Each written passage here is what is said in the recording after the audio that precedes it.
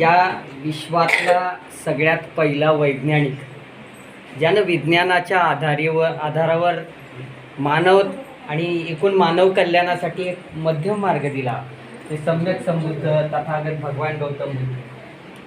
त्यांची समतेची पताका फक्त भारतात नाही तर जगाच्या प्रत्येक कानाकोपऱ्यात पोचवणारा या जगातला पहिला जगज्जेता राजा चक्रवर्ती राजा सम्राट अशोक, ज्यानं कुठलंही युद्ध न करता मानवतेच्या बळावर, प्रेमाच्या बळावर, करुणेच्या बळावर, विज्ञानाच्या बळावर संपूर्ण जगाला मानवतेचा बौद्ध धम्म पोचवण्यासाठी मदत केली. आणि त्याच माध्यमातून या देशामध्ये पुन्हा एकदा मानवतेची क्रांती सुरू करणारे ज्योतिबा फुले आहेत, राजर्षी शाहू महाराज आहेत, माता सावित्रीबाई फुले आहेत, लोकशाहीर अण्णाभाऊ साठे आहेत, माता फातिमा बी शेख आहेत, अहिल्याबाई होळकर आहेत, डॉक्टर बाबासाहेब आंबेडकर आहेत, लोकशाहीर अण्णाभाऊ साठे आहेत. या सगळ्या महापुरुषांच्या विचारांना सर्वप्रथम मी अभिवादन करतो. आणि सगळ्यात महत्त्वाचं, आपल्या सगळ्या विद्यार्थ्यांचं मी या ठिकाणी खूप खूप कौतुक करतो, अभिनंदन करतो. एकदा सगळ्यांनी सगळ्यांसाठी टाळ्या वाजवल्या पाहिजे.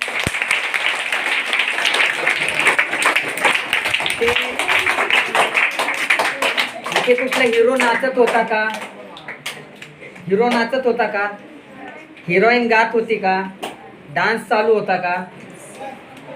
तरी सुद्धा तुम्ही सगळेजण हे सिनेमे किंवा हा चित्रपट बघत होता का नाही? तर तुम्हाला आवडलं काय? या सिनेमामधून तुम्हाला काय शिकवलं? तर तुमच्या बुद्धीचा विकास करण्यासाठी तुम्ही स्वतःच काय म्हणतात ना त्याला, कार्यक्षम आणि सक्षम आहात. आणि तुमचा बुद्धीचा विकास, तुम्हाला तुमची बुद्धी गंजू द्यायची आहे का? नाही. तर प्रत्येकाला बुद्धी आहे का नाही? कोणाकोणाला बुद्धीच नाहीये?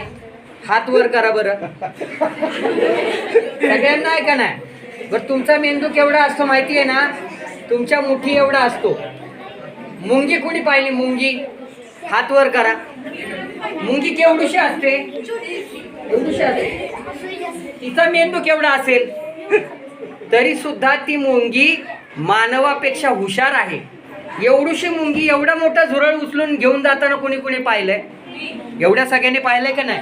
तर ज्यावेळेस एखादी मुंगी तिची ताकद नसताना तिच्यापेक्षा दुप्पट तिप्पट चौपट वजनाचं झुरळ उचलून घेऊन जाते, तर ही ताकद तिच्यामध्ये येते कुठून? कुठून येते? तर तिच्या मेंदूमधून येते. तिचा मेंदू तिला सांगतो की तुला कुठलाही पगार नाहीये. मुंगीला पगार होतो का? मुंगीला दर महिन्याला पेन्शन येतं का? मुंगी आपल्या मुख्यमंत्र्यांची लाडकी बहीण आहे का? तिच्या घरी 1,500 रुपये येतात का? नाही. मग तिला खाणं पिणं कोण देणार?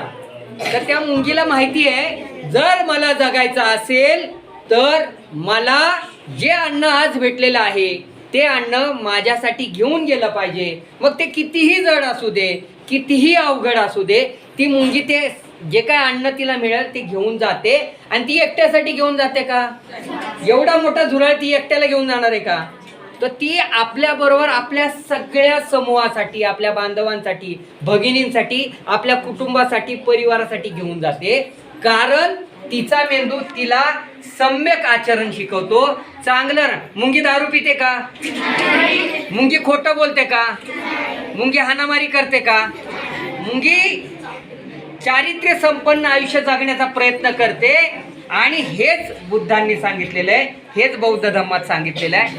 तुम्ही जेवढं चांगलं काम कराल तेवढी चांगली फळं तुम्हाला मिळतात, आणि तुम्ही जेवढं वाईट काम कराल तेवढंच वाईट फळ तुम्हाला मिळतं. बरोबर आहे का नाही? तर तुम्ही आता ह्याच्या पुढं चांगलं काम करण्यासाठी हा सिनेमा पायल एंटरटेनमेंटच्या वतीनं आदरणीय किरण कांबळे सरांनी बनवलेला आहे. हा सिनेमा तुमच्या आयुष्याला चांगलं वळण लावण्यासाठी सिनेमा आहे. आणि हा सिनेमा तुम्ही सगळ्यांनी छान पाहिला. मला तुमचं खूप खूप कौतुक वाटतंय. सैराट तुम्ही पाहिला का नाही? सैराटमध्ये आर्ची काय म्हणते? काय म्हणते सांगा बरं? काय काय आर्चीचा डायलॉग सांगा बरं? ती म्हणते की मराठीत सांगितलेलं कळत नाही का? सांगा बरं इंग्लिशमध्ये. हां, हे कसं लक्षात राहिलं तुमच्या? तसंच ह्या सिनेमातली प्रत्येक गोष्ट लक्षात राहिली पाहिजे. सैराट मधलं एखादं गाणं कुणीतरी सांगा बरं. कुठलं गाणं आहे सैराट मध्ये? झिंग झिंग झिंगा. हे गाणं तुम्हाला शाळेत शिकवलं का? तरी पण डोक्यात कसं राहिलं? कारण तुम्ही ते मन लावून पाहिलं, बरोबर का नाही? पण शाळेतली एखादी कविता म्हणा म्हटलं तर कुणाकुणाला आठवते? मोजक्यात लोकांना. आता परीक्षेत लिहा म्हटलं तर कुणाकुणाला आठवते?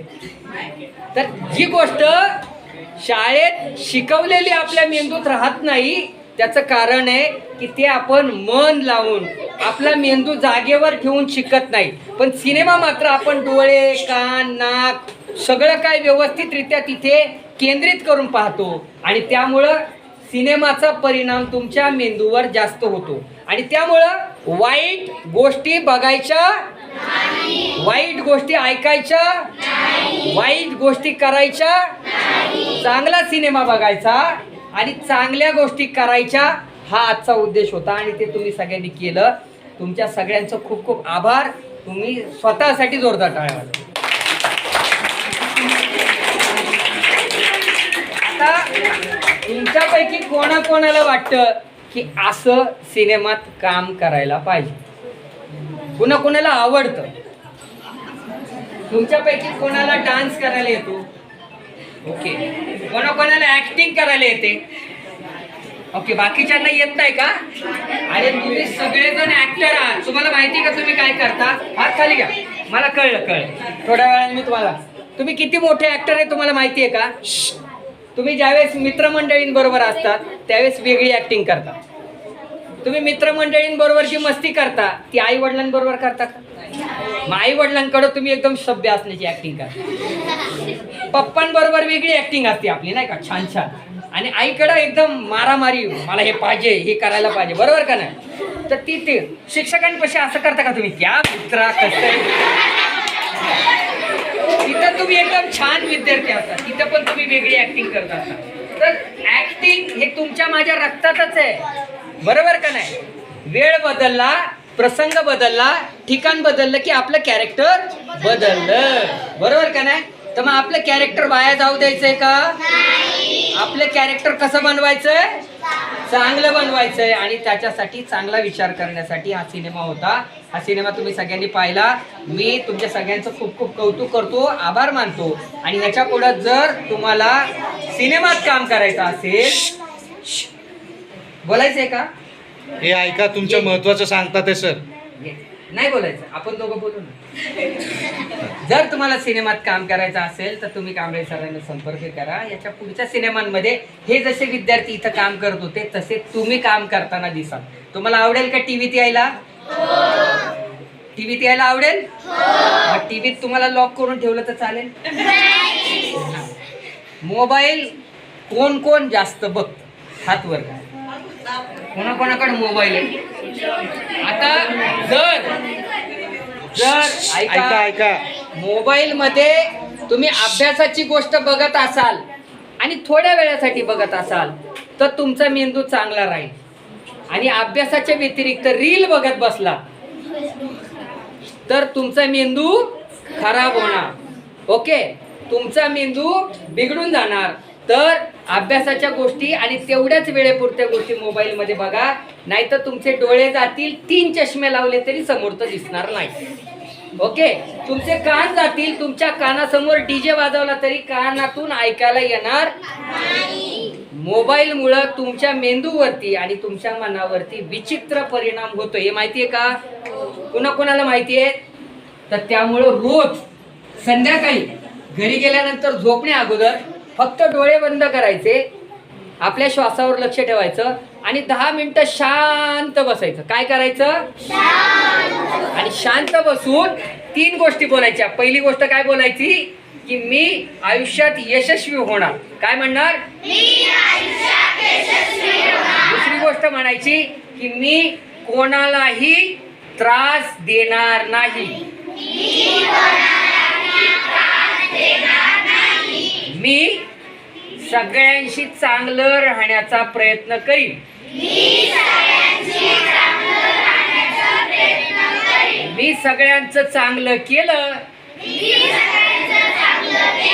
तर माझंही चांगलं होणार आहे. असं म्हणायचं, डोळे उघडायचे आणि शांत झोपून जायचं. तुमचं सगळ्यांचं चांगलं होणार आहे. तुमचं मन, मेंदू शांत होणार आहे. एवढंच मी या ठिकाणी सांगतो. आणि त्या संस्थेचं नाव काय? नवचैतन्य नवचैतन्य बहुउद्देशीय बहुउद्देशीय सामाजिक संस्थेच्या वतीनं आज जो काय दानशूरचा या ठिकाणी शो आयोजित केला होता, त्या शोसाठी मला या ठिकाणी बोलवलं. त्याबद्दल मी या संस्थेचं, आदरणीय कांबळे सरांचं आणि या संस्थेतल्या सगळ्या शिक्षकांचं खूप खूप आभार मानतो. धन्यवाद. Thank you very much. फार फार धन्यवाद सर, तुम्ही आमच्या संस्थेमध्ये आलात. दानशूर हा चित्रपट पूर्ण पाहिलात आणि ह्या चित्रपटाबद्दल तुम्ही आपली बाईट दिली, इथे तुमचा वेळ दिला आणि या मुलांसाठी तुमच्याकडे अतिशय उत्तम अशा चांगल्या योजना आहेत, जेणेकरून यांच्या भविष्यामध्ये यांना त्या निश्चित उपयोगाला पडतील. तर मी तुम्ही आल्याबद्दल तुमचा आभार मानतो. फार फार धन्यवाद sir. Purnima time news channel पर आप बने रहने के लिए मैं आप सबका धन्यवाद शुक्रिया अदा करता हूँ. बहुत बहुत धन्यवाद. आपका दिन शुभ रहे, मंगल हो.